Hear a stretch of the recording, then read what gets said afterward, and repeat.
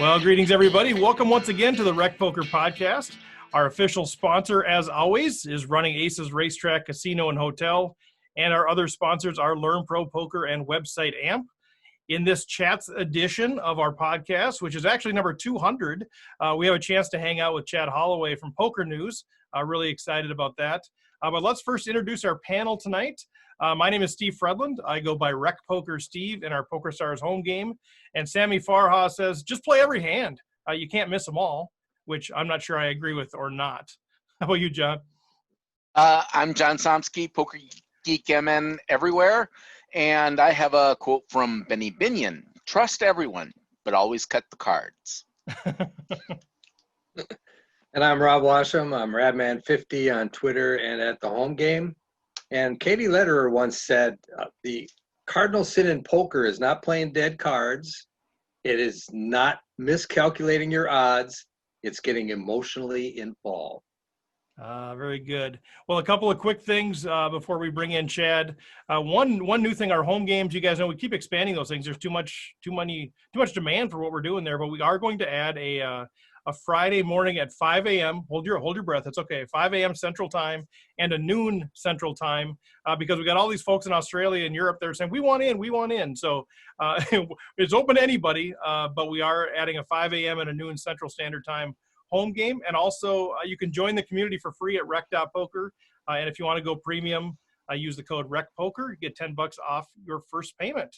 So with that, let's bring him in, Chad Holloway. Chad, welcome to the show. Hey guys, thanks for having me. Very excited. This is, as you mentioned, your 200th episode, so I feel honored to take part, and congratulations on that. That is no easy feat in the world of podcasting and shows. Yeah, well, thank you. Well, I know we talked to your people, and we said, can we get Chad on? They said, well, once you have 200 under your belt, then he maybe will come on. So it was a long haul to get you here, but yeah, we're excited to have you. Now, let's talk a little bit about, I want to talk about your poker journey, but before we get into that, maybe there's a few people out there that don't know who you are. Our target audience are, a lot of bar league, home league players. They're like, who's this Chad guy? So let's first talk a little bit about what you do with PokerNews. What's your actual title, and what's your role there, and what are some of the other things that you're involved with? Sure. My official role right now is head of live reporting for North America. And so when there are live tournaments, which there aren't many now in the world that we're living in, but prior and soon after, when things get a little more normal, is that poker tournaments happen all across the country, really all around the world. But whenever they're in the United States or Canada, I'm the guy who is coordinating with venues, with tours, and then sending reporters there to offer live updates or do stories, things like that. Now, I've worked for PokerNews for about a decade, with 3 years off to work for the MSPT, the Mid-States Poker Tour. And I started off, as just a reporter, worked my way up to a writer, and then just did some, news articles, things like that. And also do the podcast. I mean, I do quite a bit of different things, but officially I'm head of live reporting for North America. Head of live reporting and 85 other things. Yeah, that's about right. I co-host the podcast. I still do a lot of articles and writing. And just try to promote the brand when I can. Jumping on shows like this from time to time is always fun. Yeah, and if you guys don't follow PokerNews, do it. You really should be. It's fantastic stuff. They have so much live reporting out there. Full disclosure, I've done some reporting for the MSPT as well, and so I've interacted with the PokerNews folks that are doing the reporting on site. They're fantastic. It's an amazing system that they have going on, so really encourage you guys, check it out if you want to stay plugged into the poker scene. And we'll talk a little bit about some of your articles, obviously, with some of the breaking news that's happened in the poker world. We'll touch on that a little bit later here. But let's talk a little bit about your poker journey personally. Like, okay, so you're from Wisconsin now. So did you guys just wager cheese, or how did this work for you guys? How did you get into the game to start with? It wasn't cheese, but it was food is where it started. We used to play, me and my friends, we grew up in a small town here in Wisconsin with about 500 people. And so during the summer when there wasn't school, there wasn't much to do in a small town. There was one restaurant. So almost every day we would go to the restaurant and we would order a big plate of French fries, right? I still remember this. It came to $1.26. So we'd get $1, $2 from our grandma or our parents or what have you. And 3, 4, 5 of us would go buy a plate of French fries, get the deck of cards, and play 5-card draw. And that's really where it began for me. We kind of graduated into our teenage years, upping the stakes a bit, if you will, to quarters or cigarettes for some of them who smoked. I never did, but you could wager a quarter or cigarettes type of thing, and then turned into more from there. And eventually, when I got into college, I found some bar games, some local games in Madison, Wisconsin, and just kind of started playing and taking it a little more serious. And from there, I went to, my first casinos when I turned 21. Actually, when I turned 18, I crossed the border over into Minnesota, where you only had to be 18. So there were occasional trips there for about 3 years. Turned 21, finally could get into the Wisconsin casinos.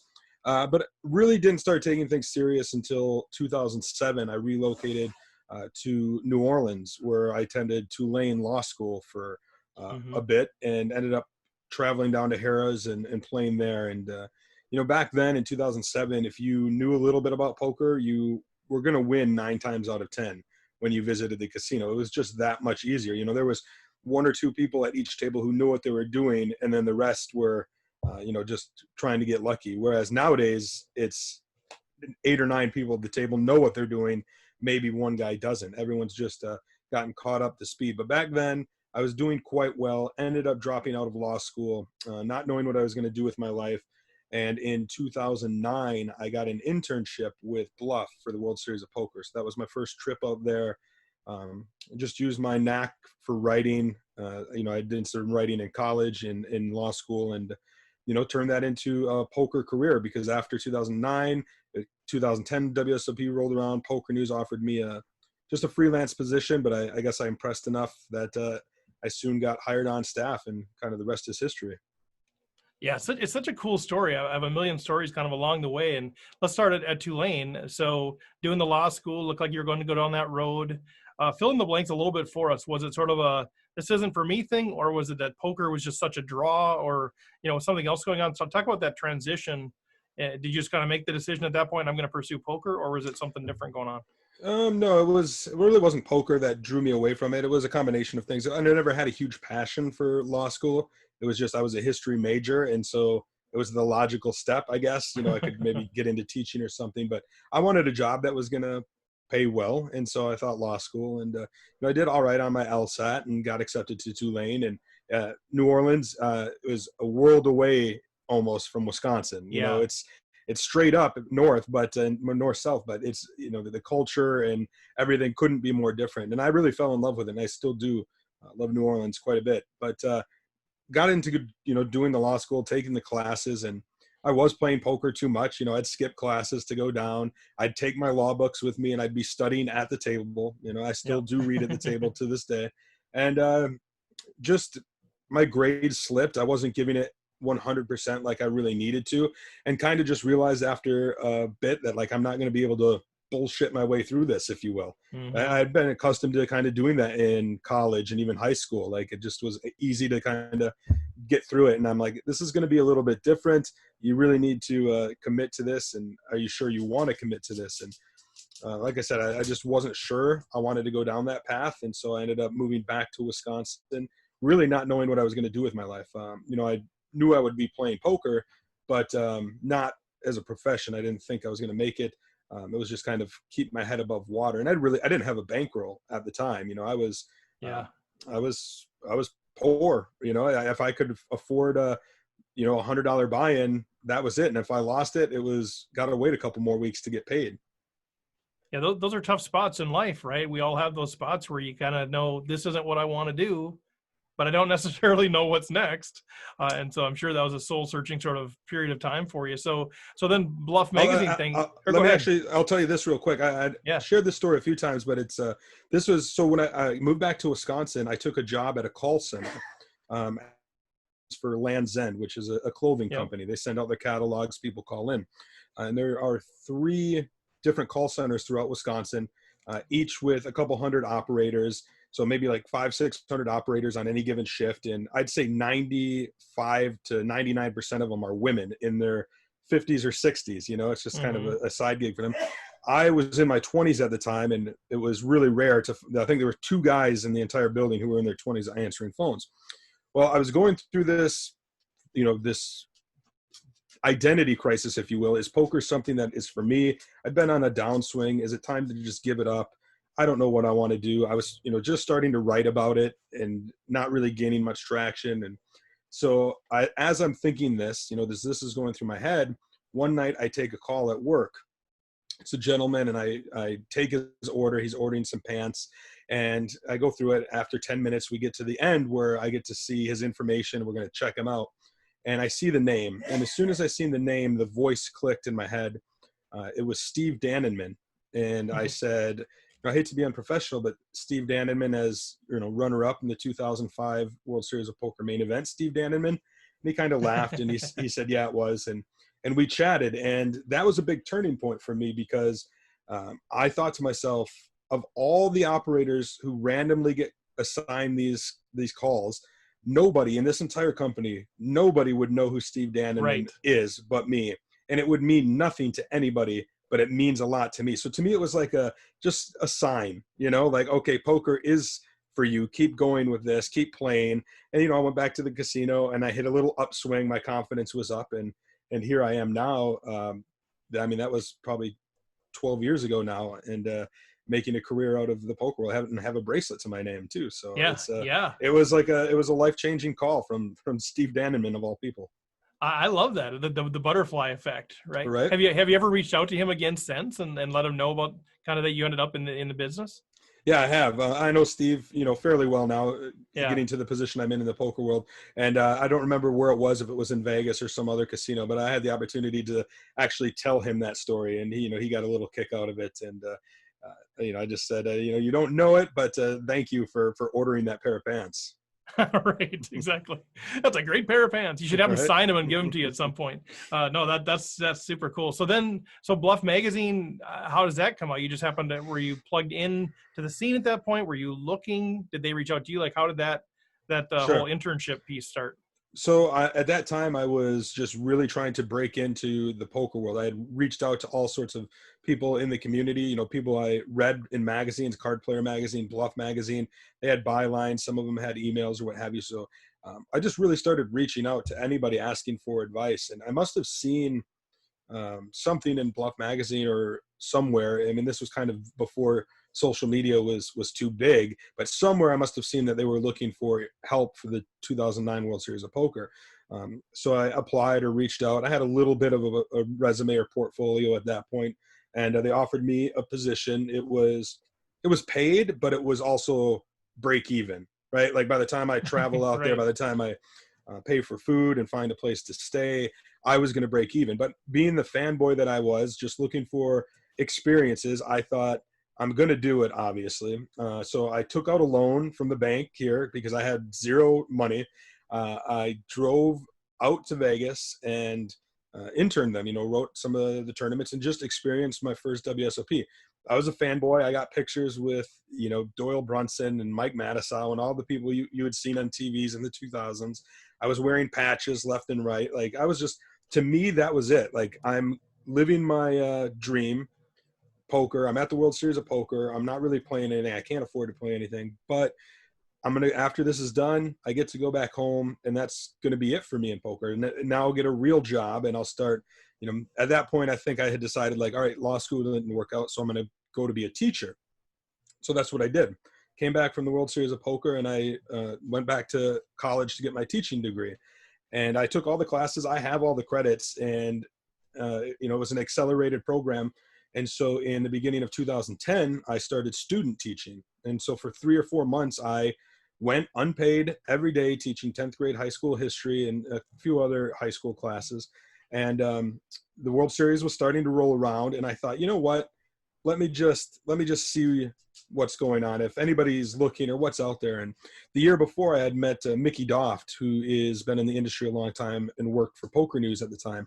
I was with Bluff, and I learned about PokerNews. He told me about PokerNews, what PokerNews does with the live updates and what have you, and that they bring on people every summer. So I reached out to Mickey and just said, hey, are you guys doing updates again? Do you need help? He put me in touch with Gary Gates, who at the time worked for PokerNews, and people might know him as making the main event final table last year and finishing in 4th place.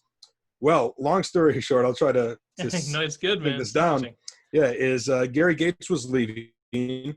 and Matthew Parvis was coming into PokerNews. Well, as fate would have it, Matt Parvis had been editor-in-chief at Bluff Magazine. And so I had interned before. He brought me over to PokerNews, and like I said, I actually had to quit student teaching to go work the World Series of Poker, because the student teaching, the semester wasn't supposed to end until the very end of May, and the WSOP started a week prior. So there was a week overlap that I just couldn't get out of. My school would not have any leeway. They said, and so, I consulted with friends and family, and it was a huge choice. I had invested so much time and energy, and I was so close to getting that teaching degree, but here's my opportunity to go with PokerNews, who paid quite a bit more. It wasn't going to be a break even. It was going to actually profit. Right. You could maybe pay the loan back. Yeah. Right. And there was no guarantee of future employment, but I thought, you know what, I Yeah. can always go back to student teaching and finish this off. But I ended up doing a good enough job that summer, I guess. I really loved what I did, and I tried to do my best, and I guess I made enough of a good impression, because shortly thereafter, Matt Parvis sent me an email asking if I wanted to go live report a tournament in Argentina. And for a small town Wisconsin fanboy to go down to Argentina and get paid to do it, it was a dream come true. And from there, just eventually I got hired on as staff. And from 2010 to 2016, I traveled the world for PokerNews doing live updates. Let's talk a little bit about this. It's such an interesting story. It's a very compelling story. I mean, it's a long way from $1.26 French fries to live reporting in Argentina, right? And I mean, you've gone on to do even greater things since then. But talk a little bit about. It's a question I get quite a bit. Maybe you get this question, and we have a lot of people out there in Rec Poker Nation that sort of have this on their mind. Like, man, it'd be so cool to work in the poker industry, like somehow, some way, shape, form. But I think what I hear in your story is. It is, but you had the passion, you had the self-confidence, you're willing to work for free, you were driven. I mean, it sounds like, things have to go your way, as luck would have it, as you said, but it's hard work, right? To kind of break into this industry if you're not already known commodity. Maybe talk a little bit about, the perseverance that you had, or what would you say to people that are out there going, man, it'd be kind of fun to someday be a Chad Holloway or just be around the game as my living?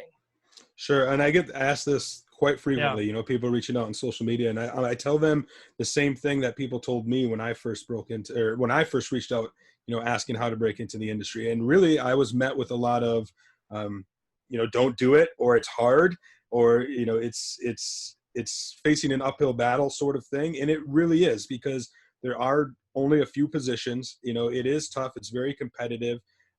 It's a niche market. But all that said, I knew all that, or I was told all that, and I still was able to do it. So it's possible. You can do it. You do have to be willing to work hard. You do have to be willing to maybe pay your dues a little bit, so to speak. And by that meaning, maybe you have to write for free for a little while, just so you build a portfolio. You have something to show, which in turn will get you a job, maybe doing live updates, and then you can, build from there. You're not going to start live updating, though, going from fresh off the streets to live reporting the $100,000 buy-in high rollers. That's for more experienced reporters. So then you got to start small. You got to, if it's, say, the WSOP, you're going to report the casino employees event. You're going to report the $500 buy-ins, the $1,000 buy-ins, no limit events that are kind of we'll call them like the low-hanging fruit of the WSOP. There's not as many eyes on the tournament like that as there is a big one for one drop.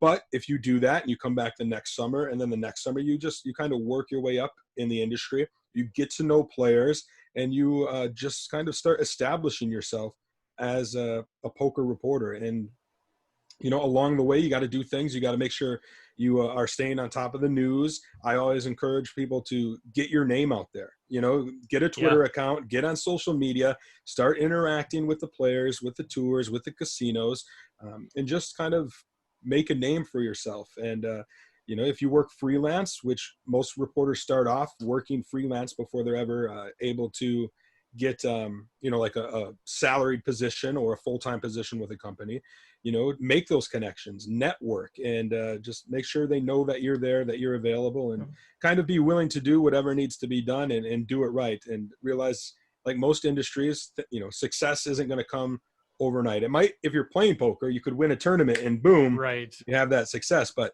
on the poker media side of things, it's definitely a long, patient grind. And It's great though. Once you do, like I said, I got paid to travel the world, seeing countries and things that it would have cost me a fortune to do on my own dime, but I got actually paid to do it. So I'm very lucky, very fortunate to have had the life I had in over the past decade. I love that. Such a great message. And be on time and be responsible. Do the little things. I see so many people make those mistakes. Just do the obvious, and then then pursue it with passion. Go ahead, John. Yeah, that's kind of where I was coming from. Is I think what makes you a great reporter and what makes people actually want to listen to you is your passion about the game. It really comes through in everything you do, that you actually care, you actually enjoy it. Not to mention the fact that you have achieved a few things that most people would give their left arm for in the poker playing world. And of course, I am talking about when you won your bracelet at the in the employees event. What was that like? I mean, I remember listening to podcasts after that, and everyone was so happy for you because you do know so many people in the poker industry that, other people on other podcasts were saying, hey, yeah, Chad, he's a great guy, and he won the event. It was a great thing. But what did that mean to you?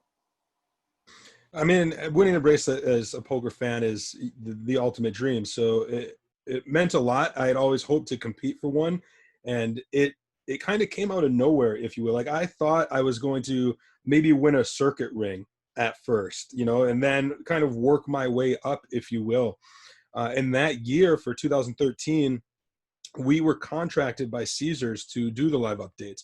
And so they considered us employees, and they let us know, as, since you're going to be employees for the summer, you are eligible to play the casino employees event. I hadn't planned on playing it.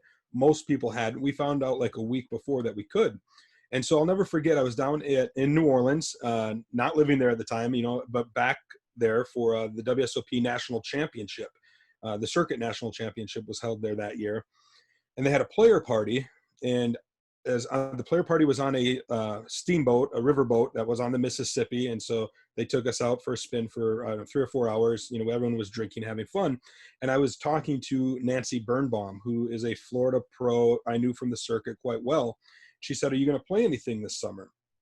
And I said, well, they told us we could play this casino employees event, so I think I'm going to give that a whirl. And she said, well, how much is that? I said, it's 500. And, at the time I had a little bit of a bankroll and stuff. 500 was fine. It was about the sort of tournaments that I could play. And so I was planning on playing it, but she said, 500, you want me to put you in? And I said,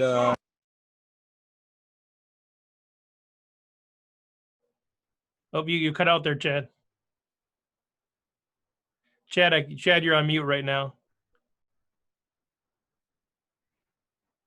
No, unless the dog triggered something. I don't know. Can you guys hear Chad at all? No. There we go. Now we're back live. how about now, though? Yep, we're good now. Okay, sorry about that. Yeah, my dogs were going a little nuts. No, it's all right. We heard Nancy ask you how much it was, and then became a mystery. What's that, Rob? You can hear me still? Yep, we're good. Yep. Okay. Sorry about that, guys. So Nancy Birnbaum asked me how much the buy-in is. I said 500. She says, do you want me to put you in? And I was, probably going to say no if she said, an 80-20 split or something like that, which is kind of a standard backing deal. But she said 50-50. And I said, yep, sure. Like anybody, will tell you that that's a pretty good deal. They're paying the whole buy-in, and all you have to do is play. And if you lose, you're not out anything. And well, long story short, 898 runners. I ended up winning it and won it for about $85,000. So, I had half my action. I've been very transparent about that sort of thing. And it was a whirlwind. It was only a 2-day event, and the structure back then was quite a bit of a turbo. And it was just one of those things. Like, I made day 2, third in chips, but we were still coming back with, I want to say, 52 players. So even sitting third in chips with 52 players, you still are like, well, this is cool, but right. It's still so far away. You don't fly in friends and family for right. And then in the cash of that, it was only, I don't know, $1,200 or something. We were just barely in the money. But so I returned to day 2 and just pick up where I left off and start amassing chips. And it was such a whirlwind because all I got were, the breaks, the 15-minute breaks every 2 hours or whatever it might have been.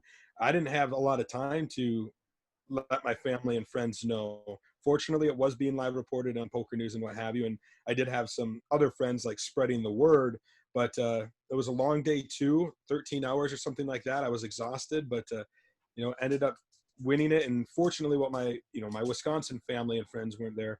My poker colleagues and friends were. So that was kind of cool to have them there cheering and celebrating with me. It's so cool. Unbelievable story. So I'm curious a little bit about, back to the reporting side of things. And now you've covered all of these people for all of these years. I'm curious, who are some of the favorites? I'm not going to call you out for the one favorite necessarily, unless you want, but are there a few people that you're like, man, I hope they're playing this event, or they're just fun to cover, or, they treat the media really well, whoever it is, like, who are those folks that are people that you're excited to be around?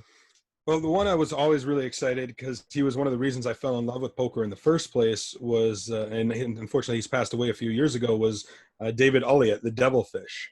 Right, I always remember seeing him on the WPT dressed up to the nines with his knuckle dusters on that said "Devil and Fish." I just love the character. So he is one of them that just really made me fall in love with the game. Not the greatest person per se, but he was a great character, and I love the character of the game. A good one to cover. Yeah, exactly. And he was always fun, very entertaining. So he was always up there for many, many years. Being a Wisconsin guy, I like Phil Hellmuth. I really, he's very polarizing. He's a character too. I know him pretty well. I played with a lot of the same people he played with when he lived in Wisconsin. So I'm always a big fan of Phil, and I've been fortunate enough to live report 3 or 4 of his last Bracelet wins, which has been pretty incredible. There are some guys out there like an Anthony Zeno, who's won several bracelets, WPTs. Anthony Zeno is just one of the nicest guys out there. They really respect what the media does, the attention that they give, and then really like the long, thankless hours that live reporters work, because they're there from start to finish, even a little before, a little after. And, a lot of the times players are coming down criticizing them. Oh, you got this hand wrong. I didn't check. I check called, or I checked, like details. And they just don't appreciate that a reporter is working 12 hours a day, 6 hours or 6 days a week. And they're going to make those little mistakes, and they're not really that bad. Players like Anthony Zeno do realize it and, are appreciative. Maybe they'll come in one day with some, candy or some food just to say thank you. Or once Danielle Anderson, a Minnesota girl, Danielle Moon Anderson came in. She handed me a gift certificate, a gift card for a local place in Vegas that gives massages, and said, you've been working really hard all summer long. When you get an hour, go down here and, get a massage for yourself. And that was really cool, really appreciated, of course. And I actually did end up using that card this past summer, which was great. Well, yeah, and I mentioned, I've done some reporting with the MSPT and stuff, and they are long days. If you guys are out there playing, if you have reporters, thank them because it is a long day and you're on your feet most of it, or a good chunk of it, which can be exhausting, can be hard on the back once you get into day 4, day 5, and that sort of thing. So I got a lot of respect for what you guys do week in and week out, and the team that you've managed to building a great team there too.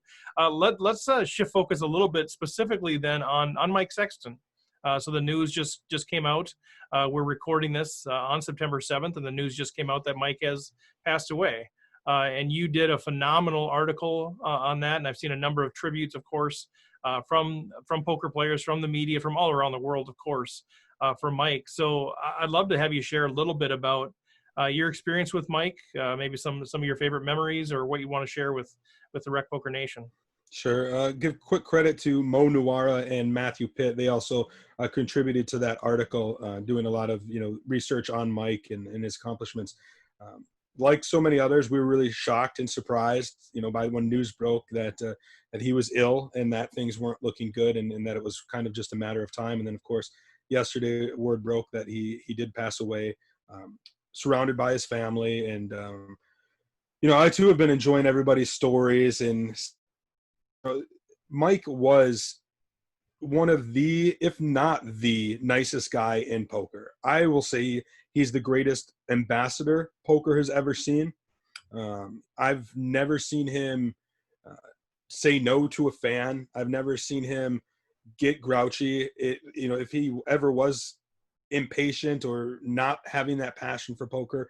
He was doing it behind closed doors, because when he was out among the fans, among his fellow players, he was nothing but a gentleman and, just like I said, a great ambassador.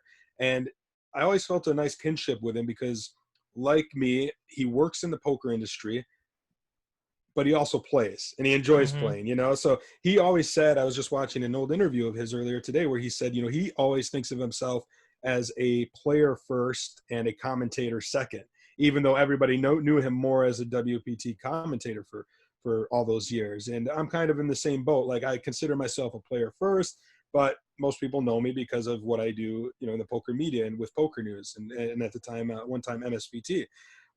So I've always kind of had that kind of kinship or understanding with Mike. And some of my favorite memories are, I worked one WPT event a number of years ago. This must have been 2016, I think. And I had never worked a WPT event for them, for the WPT, because I had always been PokerNews.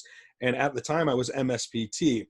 But MSPT, when they didn't have anything going on, they would allow me to do some freelance work. So it just so happened that this WPT at Playground Poker Club in Canada was having an event that I could work. And so they gave me a shot. They hired me on.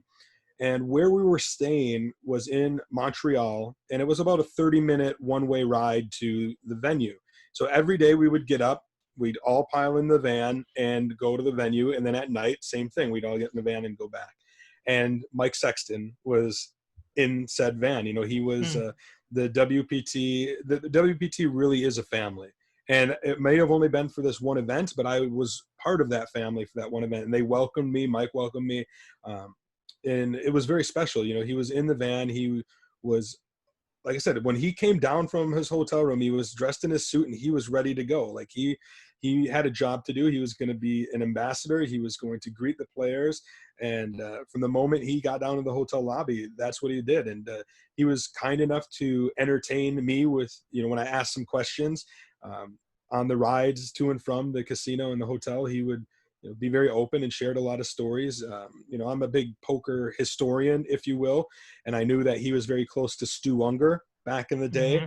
And so for him just to share a little bit about his experiences with Stu Unger, and you know, he's been around for 50 years in the poker world, and it's incredible. He knew everybody, and just getting to listen to those stories was great. And then in, you know, outside of that particular event, I would always see him at the World Series of Poker, would always say hi. He was always nice. He always had time for everyone, not just fellow big name players, not just the poker media. Even if you were a fan passing him in the hall and said, hey, do you mind if I get a photo?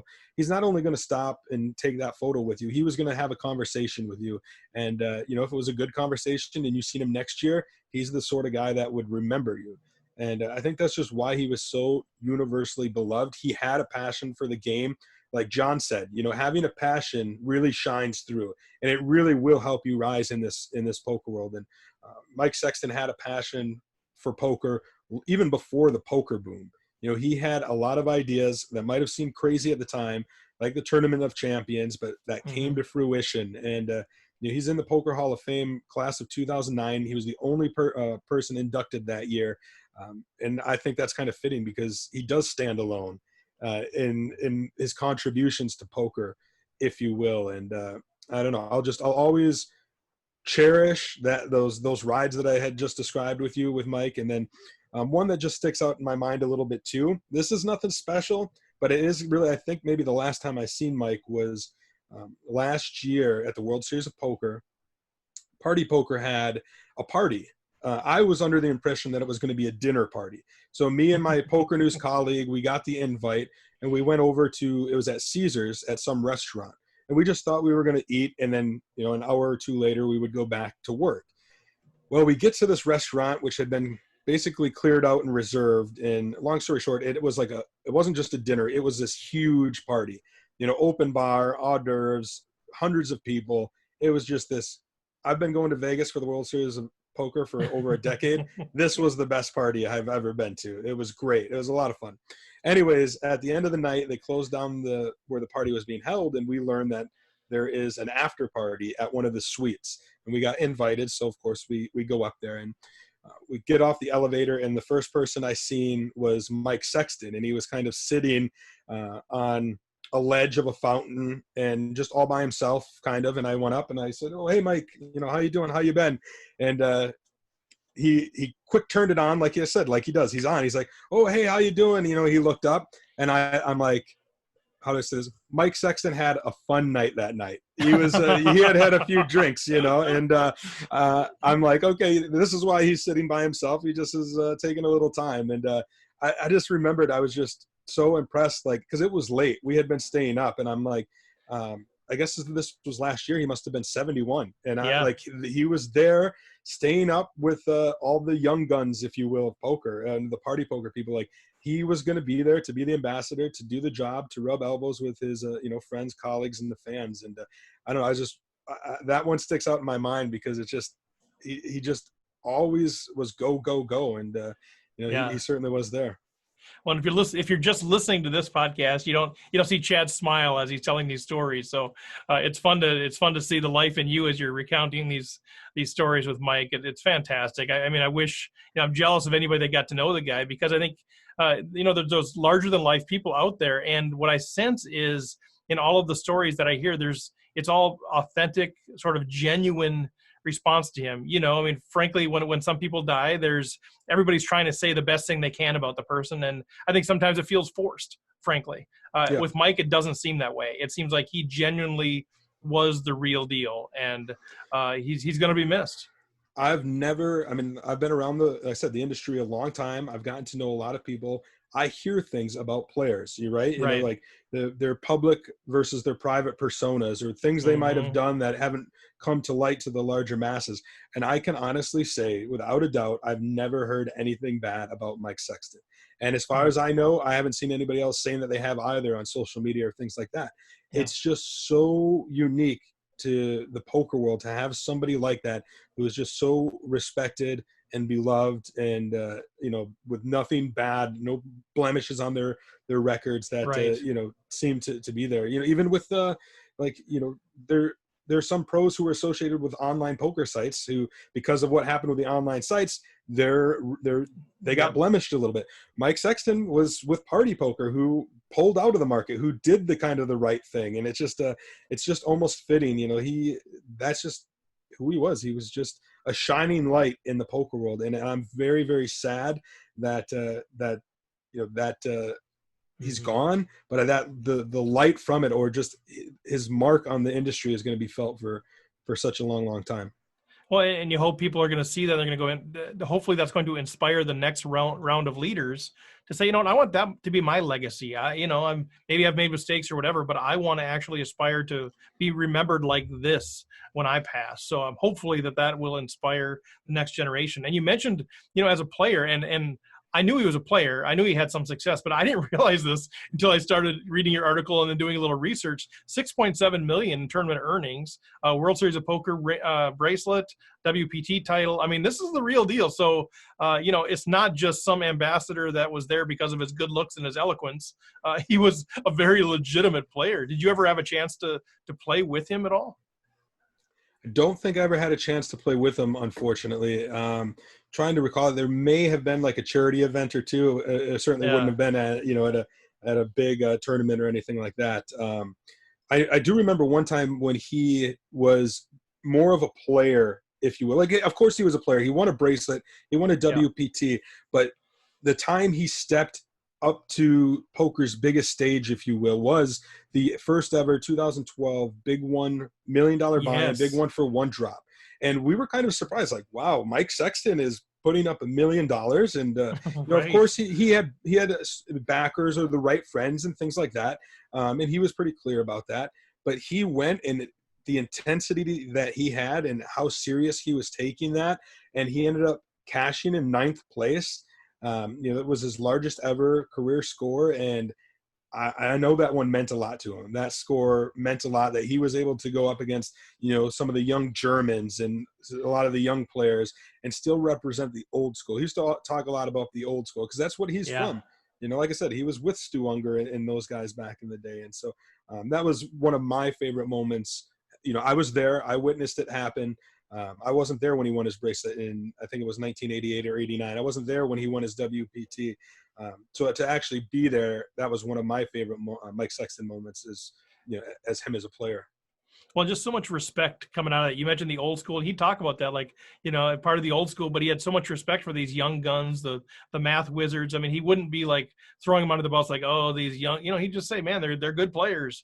And so I just felt like that's sort of what he represented as well, was just respect each other. Maybe he had his perspectives on different things, but teaming with respect. So as we start to wrap up here, Chad, kind of what's next for you now? What's next for PokerNews? What's next for you? Obviously, we're all waiting to be able to play live poker, or have it at least be commonplace again. And I'm sure you are, as much as anybody, going, let's go, let's get this thing going. But what's kind of next for you in PokerNews? Sure. So fortunately, live poker has been more or less non-existent for the past 6 months. A result that we see was a boom in online poker, right? So fortunately for myself and a lot of others within the company, we've been able to transition to just covering more online stuff, more online content and things like that. So fortunately, we've been able to keep a job and keep working and keep busy. So that's been great. What's next, I'm hoping, is that we start to see live poker start returning. I actually seen it last weekend. I went to the Mid-States Poker Tour, the MSPT, in Grand Falls. It was the first mid-major live tournament in about 6 months, and they crushed it. They crushed it. Yeah, people were hungry. Yeah, when I worked for the tour, that was always the baby stop, like the small stop. Like, we're going to get out of here early because the field's going to be small. I think the record was 234 in 500 something, didn't they? Yeah, 517 this time. And so obviously there's a hunger for live poker. I am hearing rumblings of certain venues or tours who are trying to make some things happen yet this year. I think it'll be more likely in early 2021 that we start to see some more movement and some of these things start to come back. And then hopefully, I know the WSOP is still holding out hope that maybe there'll be a live version in 2020. I'm thinking like 2021. Hopefully things are back to normal by that point. But like you said, we're just kind of all just waiting to see. I do think that MSPT happening and the numbers that they got have given a jolt of energy to tours and casinos to see if they can find ways to also start bringing live poker back. So fingers crossed. Yeah, you sort of have this there's a whole bunch of us that are wary of playing. But that doesn't make out for then, if there's very few tournaments, anybody that wants to play is going to go there. So there's sort of that they're trying to figure out, like, how do we balance that? And clearly it was a good decision for them, hopefully with the turnout. But yeah, it might motivate others to do some tournaments as well. John, what did you have? Oh, I just wanted to mention I was sorry to see the LFG podcast go to the sidelights. I always enjoyed hearing you and Jamie Kerstetter cover that, and it's really the only one that ever covered the mid-major kind of tour circuit. But I'm at least glad to hear that you're on the PokerNews podcast, so we still get our Chad Holloway fix.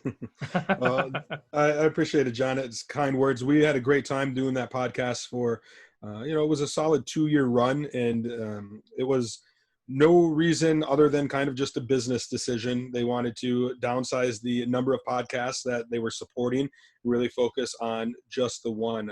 We really did enjoy, though, focusing on the mid-majors. I still have a big love for the mid-majors. When I work for the MSPT, they're a mid-major tour. I'm a mid-major player. I'm not going to be playing high rollers or anything like that.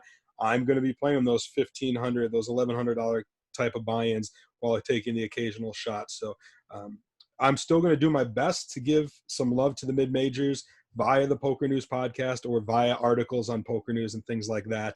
And of course, Jamie is also doing great things now with Marley Cordiero on their own podcast, The Rake. And,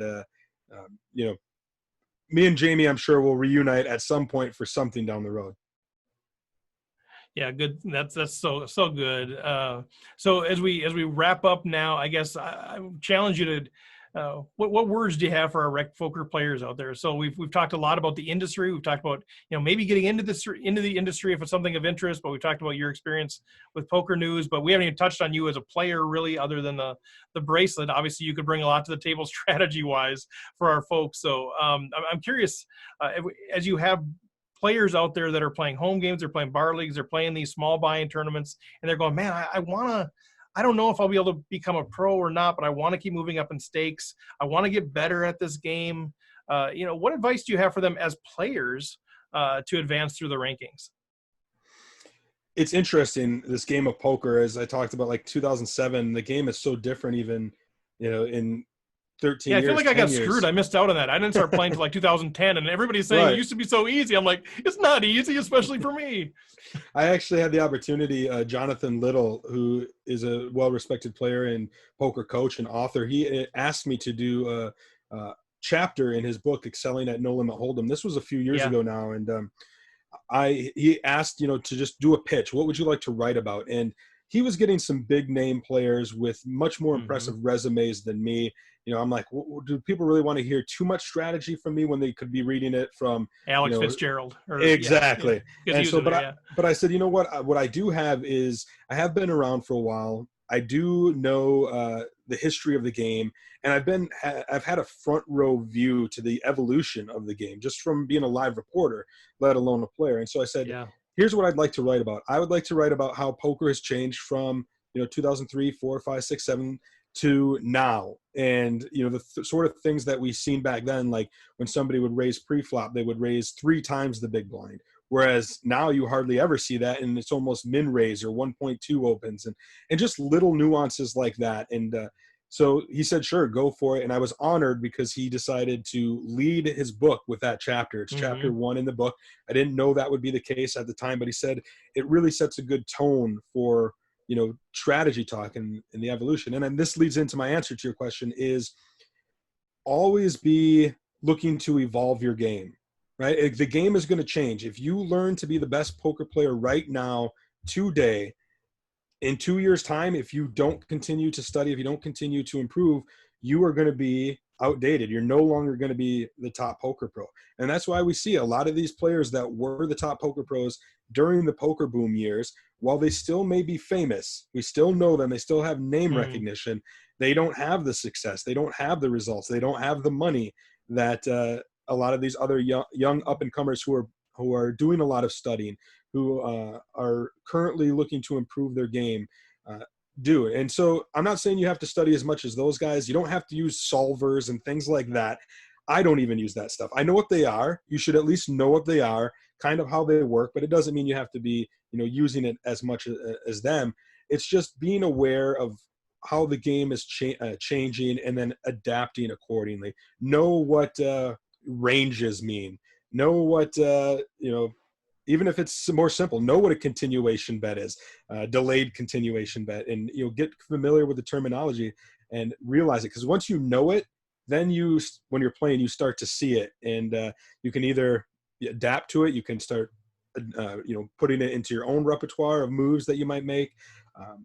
It took me a while to learn that, because when I won my bracelet in 2013, I thought I was great, right? And who doesn't? You just want a bracelet. Well, yeah. And then I was hoping to follow it up with something, but I really didn't have a whole lot of success in the years to come. And that's because I was playing the same old game. And it was only until a couple of years ago where I said, all right, I'm going to start changing it up a little bit, where I started kind of having success again. And it's still something I'm doing to this day. It's harder now because I don't get to play as much as, with what's going on. In fact, I'm in the middle of the longest break of poker playing I've ever had.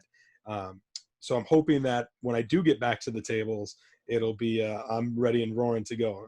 I can feel it. I've got the itch. I've got the passion. I want to play some poker. Maybe the game will revert back to 2007 when you go back in there, and we can all enjoy a little bit of that. But no, that's phenomenal stuff, and I think that's where we always promote community. But have those folks around you, so you don't have to figure it out all yourself. You can have other people telling you, here's how the game is changing, and you can have those conversations with a group of people. And I think that's a great way to learn the game. So, well, we'll let you go here, Chad. But before we do that, how can people connect with you? They're out there listening, going, man, I love this guy. Who's this guy? I want to connect with him. I want to read more of his stuff. What's the best way to connect? Well, I certainly hope there are some out there. And if they Well, do, hopefully and are, everybody's heard of you, but in the rare case they maybe haven't. Twitter is usually, I'm very active on Twitter at Chad A. Holloway, A being my middle initial. So at Chad A. Holloway is probably the best social media to do it. And then, of course, just visit PokerNews.com. If you're not familiar with it, highly recommend it. We've got great news articles, the live updates from a lot of tournaments, both live and online. And then, of course, the Poker News podcast. And there is, if you're looking to improve your game, there's a whole strategy section there with lots of free content. So definitely worth checking out. Yeah, a lot of great stuff, and the archives of articles are all available too. So go check that out. But Chad, thanks, man. It was kind of fun to have you on as number 200. That was kind of a fun turn of events. But hopefully it won't be another 200 episodes, so we have you on again. Yeah, no, I really appreciate it, and I really appreciate you guys kind of letting me talk there. It's been a while since I've gotten to share some poker stories about my travels, and I certainly do appreciate the opportunity. And thank you guys for having me. Yeah, and all the best, post Mike Sexton. I know the world looks a little different through your lenses now, but best of wishes. And I'll say this: whether it's you, whether it's me, whether it's Rob or John or anybody listening, one great way I think to honor Mike Sexton is the next time you play live poker and you make the final table, do what Mike Sexton always did and always advocated for, and that's dress up a little bit. Feel good. Put on, if you don't got a suit, just put on a button up. If you look at Mike Sexton when he won his WPT title, he's got a nice looking suit on, and he was always dressed to the nines. And I've always appreciated that about Mike Sexton. So I know that if I ever make another final table, I'm definitely going to do that in honor of Mike. I love it. Well, thanks so much, Chad. We're going to wrap up here, but you're free to go. But thanks again. All right, guys. Thanks. All right, guys. Good stuff there from Chad Holloway. Fantastic. If you're not connected with him, connect with him. Poker News, follow it. Rob, John, what do you guys have? Well, I've been following Chad since I got my Twitter account, I think.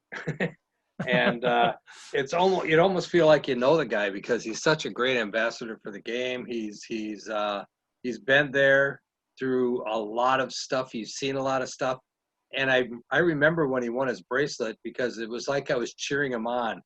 Now, I know he's from Wisconsin. He's probably a Packer fan and everything, but actually, he's a Dolphin fan, so you don't need to. Yeah. Oh, okay. That's fine then. That's fine. But anyway, he was, because he's a neighboring state, so you kind of have this affinity. So I've always had an affinity to Chad, and I think he's doing a great job of, promoting the game and making it interesting for people. Yeah, everything he said about Mike Sexton applies about equally as well to Chad. I mean, he's got the same passion to it. I've never heard a bad thing about him. He's been involved with reporting some controversial subjects in poker, and he has always handled them in a very professional manner. So I think he's just a great representative for the game. Well, that is incredibly high praise from John there. And I think, one of the things that came up about Mike Sexton was he actually referred to him as the nicest guy in poker. And I know, John, that's sort of your moniker. I thought that was John. If I have to lose to someone, Mike is quite a player to lose to for that.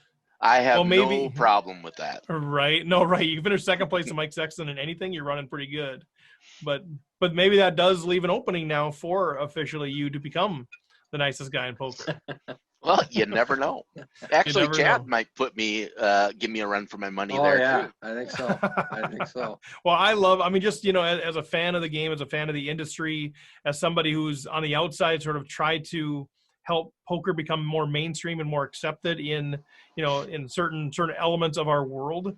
The more good people we have in the game, the easier it is to sell that message. Absolutely. Well, let's talk a little bit about what's going on in Rec Poker Nation, guys. I guess the only thing I would want to add is just so many things going on. We talk about this all the time. We've got home games. We have Zoom meetings going on while we play home games. You can be on the podcast recording. We have seminars, book studies, learning with partners, strat chats, groups, forums, streaming on Twitch, all kinds of stuff going on.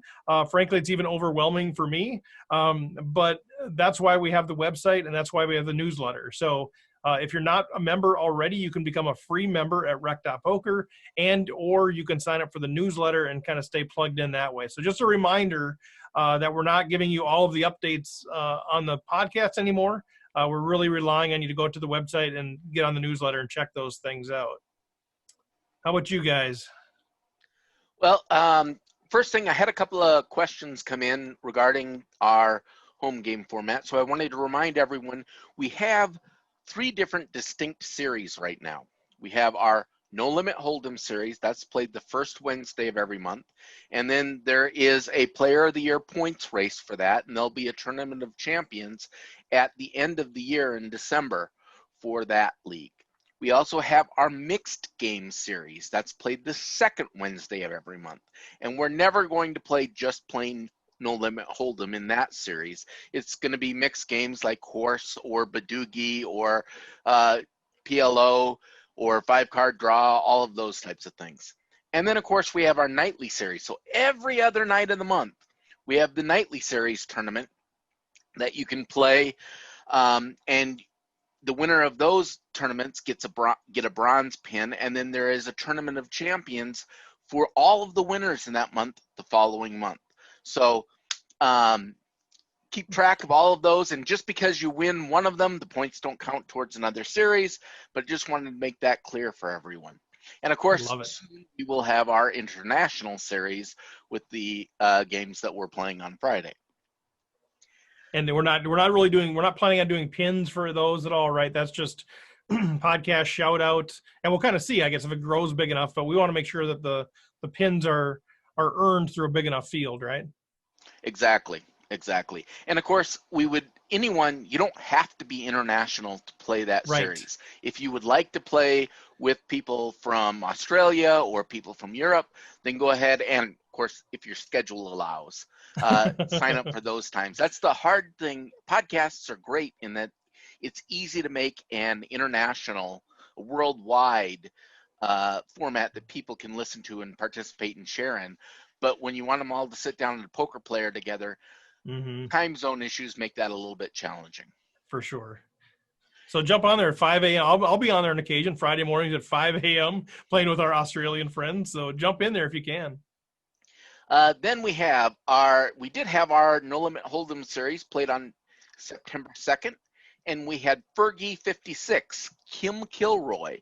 She won her very first No Limit Hold'em series. Actually, her first win for Rec Poker altogether. A fantastic victory. And then, way to go, Kim. Absolutely. And then for our Rec Poker Nightly Series, August 31st through September 6th, we had Marbles Jam, Jefferson Kupferberg. I'm sorry, I think it's Kupferberg, but okay, Kupferberg. That's actually easier to say too. It's his second No Limit or Nightly Series victory. September 1st, Hilly 15, Adam Hillstrom got his first Nightly Series victory and denied me of mine. I actually came in second place. Oh, burn. Sorry, John.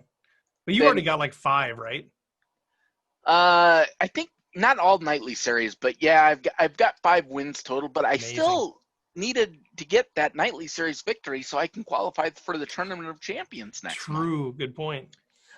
Anyway, September 3rd, Keck Geek 65, who is Jacob Keek, maybe? I don't know. I'll let you have that one. K-E, however that is pronounced. It's his second Nightly Series victory. Lefty 19, Mike B, got his first. Wager 32, Ross, got his first. And Mr. DZZZ 18, Richard Dietz, got his second Nightly Series victory. Yeah, and he was telling me he had to get the second one to prove the first one credible. So he's done that now. Because, right, anybody can maybe win one, but who can win, multiple tournaments? Absolutely. Well, great job, John, as always. Yeah, if you guys have questions on that, when we set this whole thing up, we thought we'll do one tournament a month. And now we're basically running, 30, we'll be like 35 tournaments a month. So hopefully we're not confusing things, but it's all about trying to add and get engagement and jump on there, you guys. It's so fun. And Tuesday nights, every Tuesday night, we do a Zoom call with it. So you can jump on that deal. And then once a month for members, we do a Zoom game as well. So great stuff. Rob, you got anything, man? Oh, not much. Just, go to the website, check it out. We've got a lot of content out there. The book study's going on. We're hopefully a couple more sessions probably in September, and we should be able to wrap up the game plan and hopefully get an opportunity to talk about it with Matt Matros. So that'll be exciting coming up. How good has it been? It's been awesome. It's been awesome. Just check it out. I mean, you go to the website. Premium members get content to everything we've done so far, and it's like a primer for poker. It'll talk you through everything from pre-flop into the post-flop action and what goes on and terms and how everything works. It's almost like a beginner's primer to poker.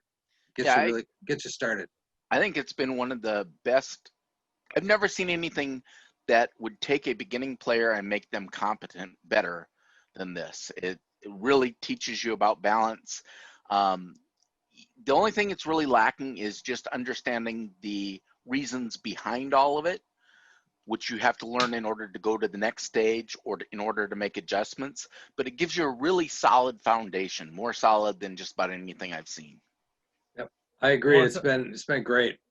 And it sounds like that was sort of his goal, right? When we had him on here, it's like, I just want to write something where somebody can learn a few rules, sit down, and be competitive. So all of the theory behind it is stuff that he knows, but it sounds like mission accomplished. Absolutely. All right, guys. Well, good stuff. Anything else that we missed? All right, we'll go with Direct.Poker. Sign up for the newsletter. Thanks to our sponsor, Running Aces Racetrack, Casino, and Hotel. Website app, Learn Pro Poker. Thanks again to Chad Holloway. Thanks to Rob Washam, John Somsky, and all of Rec Poker Nation. And we will check in next time. Take care, everybody.